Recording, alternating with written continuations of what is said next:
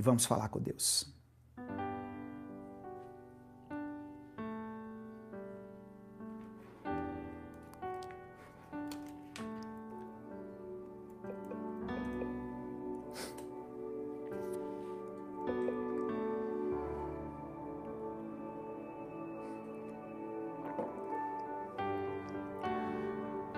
Senhor Deus, nós nos colocamos diante de Ti agora, Pai.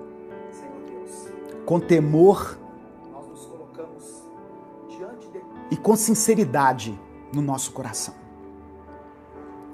Pedimos que o Senhor nos livre de toda tentação. Aquele que está de pé hoje foi alertado para que não caia. Tem muitas pessoas assistindo aqui que estão de pé. E o fato delas estarem de pé chama a atenção do diabo sobre a vida delas. Porque o diabo, ele não vai investir naquele que já está caído, que já está prostrado, mas ele vai investir naquele que está de pé. E eu sei que muitas pessoas que estão aqui assistindo a gente são pessoas que... Só um minutinho. Oi, Alessandra. A Alessandra está pedindo para eu ler o Instagram aqui.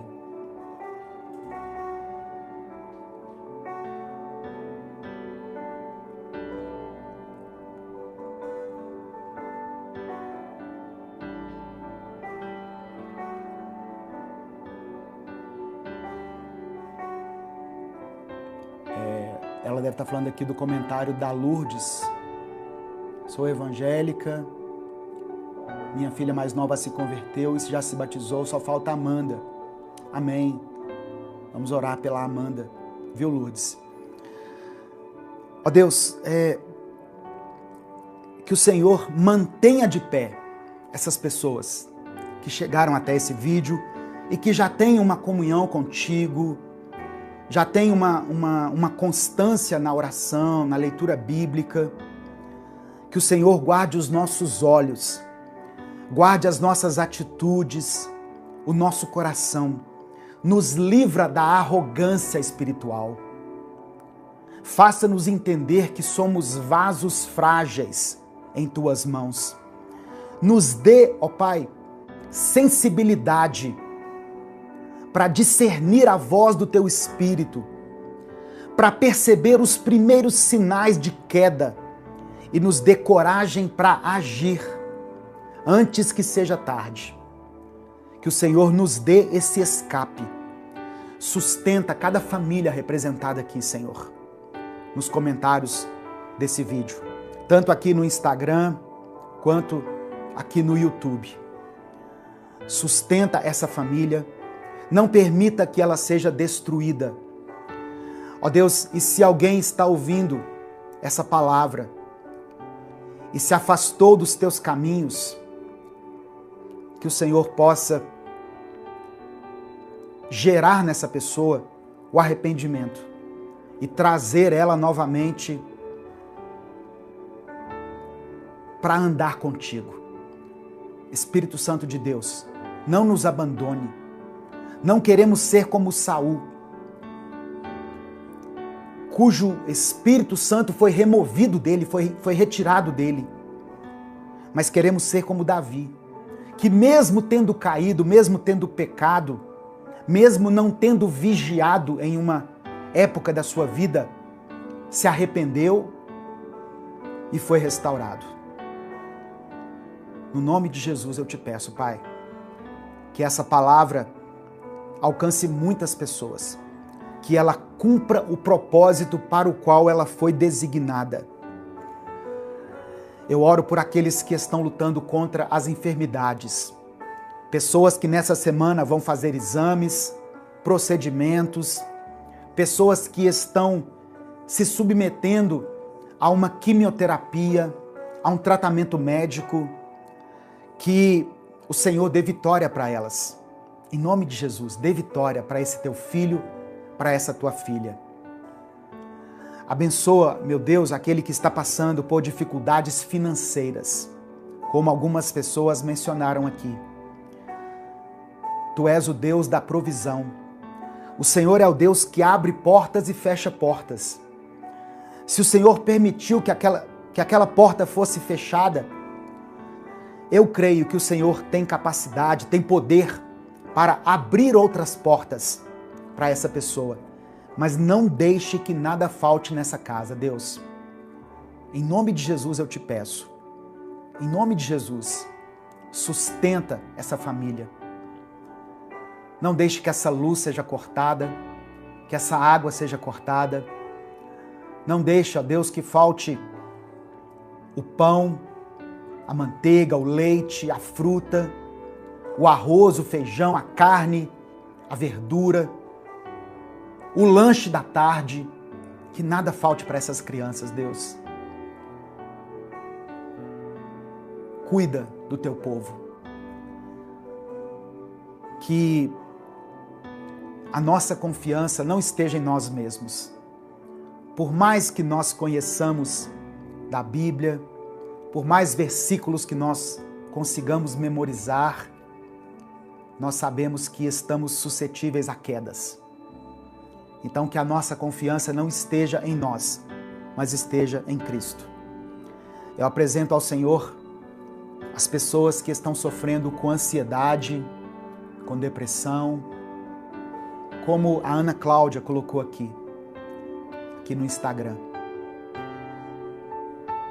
Eu sei que muitas vezes a ansiedade ou a depressão podem ser provocadas por alguma condição patológica, às vezes uma falta de uma vitamina, às vezes um remédio vai resolver, mas eu sei que o Senhor está acima de tudo isso, que o Senhor conduza a Ana para o caminho certo, que o Senhor toque agora no coração dela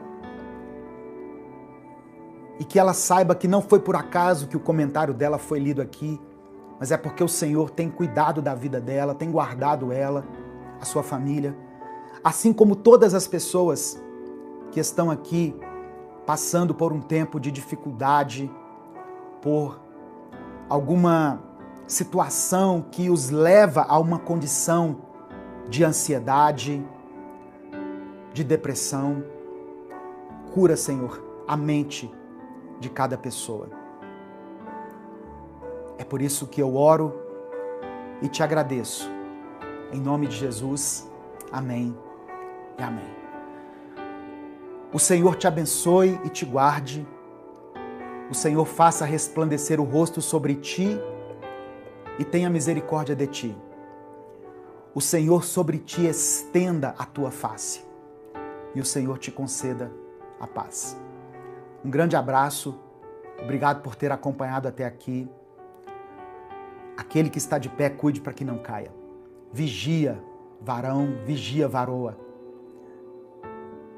Apresente sua vida para Deus.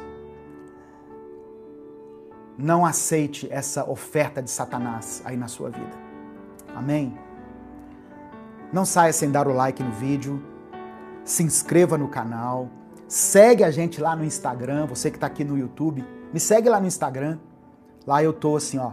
Minuto com Deus número 1. Só isso. Se você digitar lá Minuto com Deus 1, vai aparecer lá minha carinha, a carinha da minha esposa. Segue a gente lá no Instagram. Uma semana perfeita para você. Uma semana maravilhosa. Ainda que vierem as tribulações, as dificuldades, lembra que Deus é contigo. Amém? Um grande abraço a todos. Até a nossa próxima transmissão, até o nosso próximo vídeo, se Deus quiser. A paz do Senhor, irmãos. Se esse vídeo chegou até você, eu creio que isso não foi por acaso. Talvez Deus esteja te chamando para dar um próximo passo na sua caminhada de fé. Meu nome é Edivaldo Oliveira. Eu sou pastor, teólogo, escritor e conferencista. Eu também sou o criador do canal Minuto com Deus, que está no ar há mais de 10 anos. Há muito tempo eu tenho observado uma coisa. Pessoas que amam a Deus, mas que vivem cansadas, ansiosas e sobrecarregadas em áreas importantes da vida. Muita gente ora, lê a Bíblia, frequenta a igreja, mas vive no limite emocional. A pessoa ama a Deus, mas não consegue ter uma vida organizada. E isso acaba afetando os relacionamentos, as emoções que ficam desgovernadas, as finanças que acabam vivendo na base do improviso. E eu quero te dizer que o problema não é falta de fé. Jesus disse em João 10, no versículo 10, que veio para nos dar vida e vida em abundância. Vida abundante não é uma promessa vazia, é o resultado de uma vida alinhada aos princípios de Deus. Deus é um Deus de ordem, de processo e de crescimento. E foi pensando nisso que nasceu o método Vida Abundante. É um treinamento prático, estruturado e bíblico, criado para te ajudar a alinhar sua vida espiritual, emocional, relacional e financeira à vontade de Deus. Não é autoajuda, é Bíblia aplicada à vida real. Dentro do método, você vai aprender a fortalecer sua vida espiritual, governar melhor suas emoções, construir relacionamentos saudáveis, organizar sua vida financeira com princípios bíblicos. Tudo isso de forma clara, prática e no seu ritmo. Eu não estou te prometendo uma mudança instantânea. Não é fórmula mágica, mas você pode viver uma transformação consistente à medida em que você aplica os conhecimentos do método. Quando a raiz do problema é tratada, os frutos aparecem. Mais clareza, mais paz, mais direção, mais equilíbrio. Se enquanto você me ouvia, alguma coisa falou forte aí dentro do seu coração, não ignore. Logo abaixo desse vídeo tem um link para você se inscrever no Método Vida Abundante. Clica nesse link, faça sua inscrição e comece hoje mesmo essa jornada de crescimento e transformação. Que Deus te abençoe ricamente. Eu espero caminhar com você nessa jornada. Durante a nossa vida, durante a nossa trajetória aqui nesse mundo, nós teremos alegria. Nós teremos muitos motivos para nos alegrar. Teremos sim um tempo de dor, de sofrimento, de angústia, de perdas, né? Algumas pessoas que nós amamos, nós vamos nos despedir delas ao longo da vida. Mas nós não podemos deixar de considerar que Deus também nos proporcionou momentos de alegria aqui na Terra. Alegria. Alegria de se formar em um curso que você estudou, que você esquentou aí, banco de faculdade durante 4 anos, né? Que você esteve presente em uma sala de aula, fazendo o seu 2º grau durante 3 anos, 4 anos. E aí quando você se forma, alegria, satisfação, alegria por conseguir o primeiro emprego. Como é bom, não é, irmãos? A gente se alegrar pelo primeiro emprego. Eu me lembro do meu primeiro emprego. Que alegria! Eu consegui um emprego num banco. Eu fui bancário. Aos 18 anos eu consegui meu primeiro emprego. Que alegria! Alegria quando a gente se casa com a pessoa que a gente ama. Eu fiquei muito alegre quando eu me casei com a minha esposa. Ela foi minha primeira namorada e eu o primeiro namorado dela. E nós éramos muito jovens, eu tinha 20 anos, ela tinha 18. Mas estávamos apaixonados e nos casamos. Que momento de alegria, que satisfação. Meu Deus, que sentimento assim de realização. E aí vem mais alegria. Alegria quando nasce o primeiro filho. A primeira filha, né? No meu caso, a Gabi foi a primeira que nasceu. Nasceu em 89. Depois, mais alegria, veio a Mariana, em 91. Que alegria. Um casal jovem, com filhos. A casa já tem outro movimento. 6 anos depois, em 96, outubro de 96, vem o 3º filho, Gabriel. Que alegria. Então, eu não posso dizer que a vida só trouxe coisas ruins pra gente, porque isso não é verdade. Ainda hoje pela manhã eu falei sobre isso no Instagram, aqui no YouTube também, sobre essa satisfação que nós temos em muitas coisas aqui nessa vida. Nós devemos ser gratos a Deus pelas coisas que Ele já nos deu, sabe? Isso deveria alegrar o nosso coração. E eu sei que alegra o seu coração. Você pode comentar aqui, você que está acompanhando, você pode escrever aqui nos comentários alguma coisa que aconteceu na sua vida pela qual você é alegre. Alguma coisa que te trouxe alegria? Escreva aqui nos comentários. Algo que trouxe a você alegria. Eu tenho certeza que você tem algum motivo para se alegrar. Só que o que João está dizendo aqui é o seguinte: eu vou compartilhar essas palavras com vocês para que a minha alegria esteja em vocês e a alegria de vocês seja completa. A nossa alegria só será completa quando nós conhecermos a pessoa de Jesus Cristo. Receba essa palavra no seu coração. Você só terá alegria plena quando você conhecer verdadeiramente a pessoa de Cristo.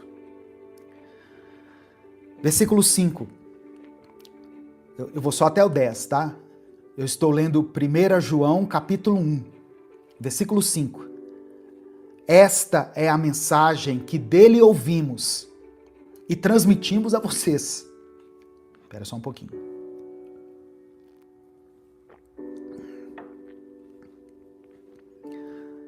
A garganta tem hora que dá uma falhada. Versículo 5. Esta é a mensagem que dele ouvimos e transmitimos a vocês. Deus é luz. Nele não há treva alguma. Aqui já tem uma outra história para contar. João estava falando de Jesus, começa falando, olha, nós vimos ele com os nossos olhos, nós tocamos nele, nós andamos com ele, nós ceamos com ele. Estávamos em vários momentos em que ele operou milagres. E agora João começa a falar o que ele ouviu de Jesus. Esta é a mensagem que dele ouvimos e que agora transmitimos a vocês. Deus é luz. Nele não há treva alguma. Quando o apóstolo João está dizendo que Deus é luz e nele não há treva, João está nos explicando que Deus não compactua com o pecado. Que Deus é santo, Deus é luz, e ele não compactua com as trevas. Algumas outras passagens, associadas a essa aqui, eu quero deixar para você. João capítulo 1, versículo 5, que diz: a luz brilha nas trevas, e as trevas não a derrotaram.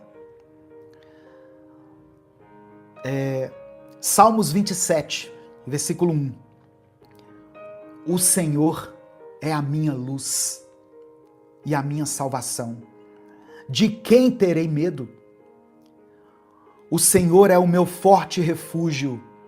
A quem temerei? Então, Deus é luz e nele não há trevas. Essa passagem aqui, no versículo 5, é um chamado para que nós vivamos uma vida de santidade. Versículo 6. O versículo 6, ele complementa essa ideia. Olha só. Se afirmarmos que temos comunhão com ele, mas andamos nas trevas, mentimos e não praticamos a verdade. Se nós dizemos que nós temos comunhão com Deus, com Jesus, mas andamos nas trevas, nós estamos, na verdade, mentindo. Nós não estamos praticando a verdade. Se você diz que é de Jesus, você deve se afastar do pecado. Pastor, quem vai me dizer o que é pecado e o que não é? Leia a Bíblia. Peça ao Espírito Santo para falar com você. Se você tiver dificuldade, acompanhe as mensagens aqui do Minuto com Deus. Todos os dias nós temos uma breve palavra aqui de interpretação das Escrituras, mas você pode também procurar ajuda próxima a você, com pessoas que sejam maduras na fé, pessoas que vão te mostrar passagens bíblicas, que vão ensinar você. Eu sei que existem milhares de igrejas espalhadas por esse Brasil afora, onde você pode aprender, você pode ser discipulado, você pode se batizar, porque nós temos que ter essa preocupação de andar na luz e não nas trevas. Deus não compactua com trevas, irmãos. Eu quero citar ainda João capítulo 3, do verso 19 ao 21, que diz assim, olha, este é o julgamento. A luz veio ao mundo, mas os homens amaram mais as trevas do que a luz, porque as suas obras eram más. Quem pratica o mal odeia a luz e não se aproxima da luz, temendo que as suas obras sejam manifestas. Quem está em pecado, muitas vezes não quer se aproximar de Jesus, porque tem medo que as suas obras sejam manifestas. Mas quem pratica a verdade vem para a luz, para que se veja claramente que as suas obras são realizadas por intermédio de Deus. Então, a luz veio ao mundo, só que é interessante que os homens amaram mais as trevas do que a luz, porque as obras humanas são más. Se o Espírito Santo falou com você através dessa palavra, dê o like no vídeo, se inscreva no canal e ative as notificações. Quer assistir a mensagem completa? Clique aqui no link que está na descrição do vídeo. Que Deus abençoe a sua vida em nome de Jesus. Diz assim a palavra de Deus. Chegando Jesus à região de Cesareia de Filipe, perguntou aos seus discípulos: quem os outros dizem que o Filho do Homem é? Eles responderam: alguns dizem que é João Batista, outros Elias, e ainda outros Jeremias ou um dos profetas. Verso 15. E vocês? Perguntou ele. Quem vocês dizem que eu sou? Simão Pedro respondeu: tu és o Cristo, o Filho do Deus vivo.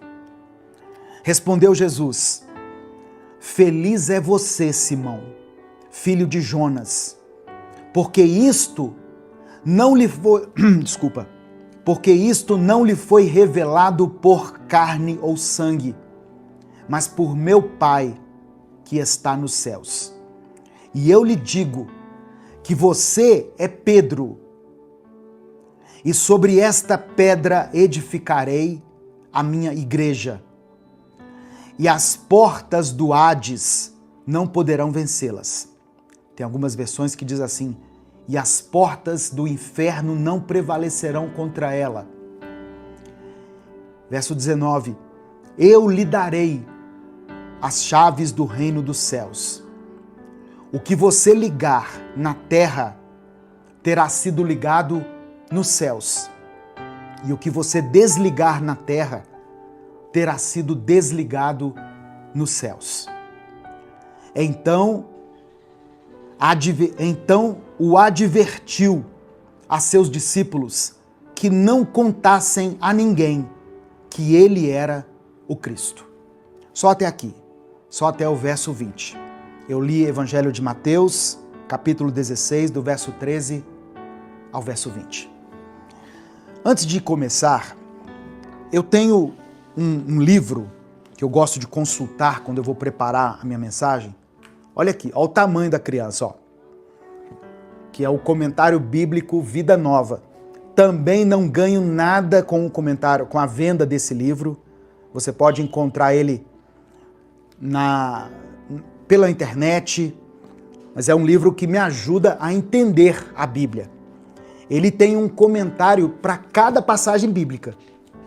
Para todas as passagens bíblicas, de Gênesis a Apocalipse, esse livro tem um comentário. Porque às vezes as pessoas pensam assim, o pastor tirou a coisa da cabeça dele. Não, às vezes eu deixo que o Espírito Santo fale comigo, mas muitas vezes ele já falou com outros teólogos, com outras pessoas que interpretam a Bíblia, e eu examino esse livro aqui. E aqui no comentário bíblico Vida Nova,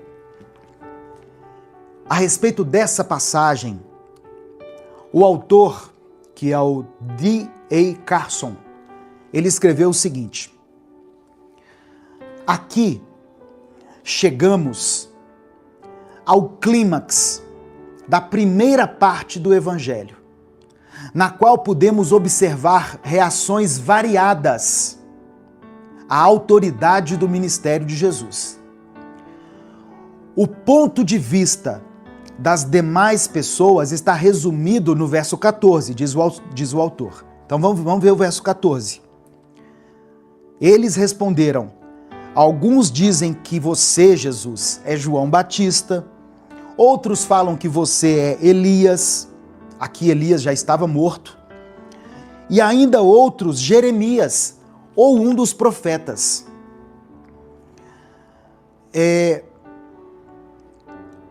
Pedro faz a declaração definitiva, para a qual toda a história vem se encaminhando. Jesus é o Messias, o Filho do Deus vivo. A resposta surpreendente de Jesus nos 3 evangelhos sinóticos foi pedir a seus discípulos que mantivessem a sua identidade em segredo. Quando Pedro falou: Jesus, alguns falam que o Senhor é João Batista, outros falam que o Senhor é Elias, outras pessoas dizem que o Senhor é Jeremias ou um dos profetas. E Jesus falou assim: mas e vocês? O que vocês pensam que eu sou? E aí Pedro disse: tu és o Cristo, o Filho do Deus vivo. Então, o que Pedro disse, irmãos, era verdade. Não importando o quanto pudesse estar aberto a interpretações inadequadas. Na verdade, foi uma revelação de Deus. E o fato de ter sido Pedro quem recebeu essa revelação indicava o papel importante que Pedro teria como liderança na formação da igreja, no desenvolvimento da missão de Jesus. E aí, cabe um parêntese aqui nesse comentário. O nome Pedro significa pedra, certo? O nome de Pedro significa pedra. Jesus faz então um trocadilho com esse significado, para designar Pedro como o alicerce do novo povo de Deus. Mas Pedro não é o cabeça da igreja. Eu vou mostrar para vocês aqui outros textos, porque algumas religiões, e eu vou citar aqui especificamente a Igreja Católica Apostólica Romana, pegou essa passagem aqui e disse que Pedro foi o representante maior da igreja e que os diversos papas que vieram depois de Pedro são como se fosse a sequência desses representantes. Mas eu quero mostrar para você aqui que Jesus não estava colocando Pedro acima de ninguém. Jesus disse o seguinte, olha, o seu nome é Pedro. Você é Pedro. Sobre essa pedra eu edificarei a minha igreja. Qual pedra? De qual pedra Jesus estava falando? A pedra sobre a qual a igreja é edificada é a revelação que Pedro recebeu do Espírito Santo. Jesus diz assim, olha, você é abençoado, é bem-aventurado, Simão, porque isso aí que você falou não foi revelado pela carne ou pelo sangue, mas por meu Pai que está nos céus. Você é Pedro. Sobre essa afirmação de que eu sou o Cristo, o Filho do Deus vivo, a minha igreja será edificada. Se o Espírito Santo falou com você através dessa palavra, dê o like no vídeo, se inscreva no canal e ative as notificações. Quer assistir a mensagem completa? Clica aqui no link que está na descrição do vídeo. Que Deus abençoe a sua vida em nome de Jesus.